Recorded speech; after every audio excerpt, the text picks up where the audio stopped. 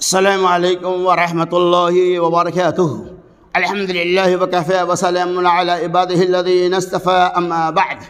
عن جابر رضی اللہ عنہ قال قال رسول اللہ صلی اللہ علیہ وسلم لا تأکل بالشمال فإن الشیطان یأکل ویشرب بشمالہ، رواہ مسلم۔ حضرت جابر رضی اللہ تعالی عنہ کہتے ہیں رسول اللہ صلی اللہ علیہ وسلم نے ارشاد فرمایا لا تأکل بالشمال، کہ تم لوگ دائیں ہاتھ سے کھاؤ مت، دائیں ہاتھ سے مت کھاؤ۔ کیوں؟ فإن الشیطان یأکل ویشرب بشمالہ، جزء نصف کے شیطان بائیں ہاتھ سے کھاتا پیتا ہے۔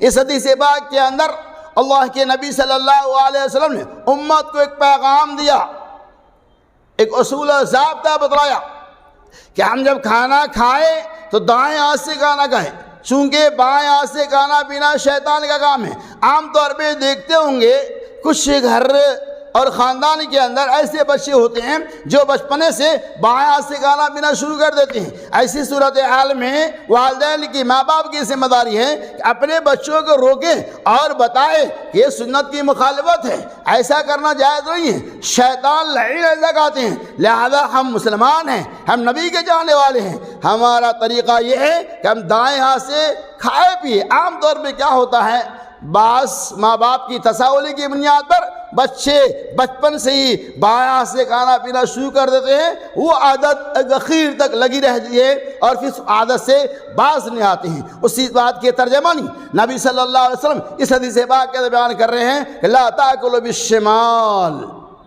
کہ تم لوگ بائیں ہاتھ سے مت کھاؤ، یعنی بائیں ہاتھ سے کھانا پینا جائز ہے ہی نہیں۔ وَيَشْرَبُوا، اور نہیں اس سے پیو، تو گویا کہ پانی پینا اور کھانا کھانا یہ دائیں ہاتھ سے سنت ہے۔ مزید آپ صلی اللہ علیہ وسلم فرمایا کہ بچوں کو تربیت دو، بچوں کو بتاؤ جب دسترخوان پہ کھانے کے لیے بیٹھے تو اپنے سامنے سے نوالا اٹھائے، پورے برتن کے اندر اپنے ہاتھ کو نہ گھمائے، سامنے سے جو اللہ میسر دے اس سے کھائے۔ تو آج کے درس کا خلاصہ یہ ہے کہ ہر ماں باپ کی ذمہ داری ہے اپنے بچوں کو تعلیم دے کہ بچے دائیں ہاتھ سے کھانا پینا محمد الرسول صلی اللہ علیہ وسلم کی سنت مبارکہ ہے، اور بائیں ہاتھ سے کھانا پینا یہ شیطان لعین کا کام ہے، یہ غیروں کا کام ہے، ایمان والوں کا یہ کام نہیں ہے۔ اللہ تعالیٰ سنت نبویہ کے اوپر ہمیں اور آپ کو عمل کثیر کی توفیق رفیق عطا فرمائے، آمین۔ وآخر دعوانا ان الحمد للہ رب العالمین۔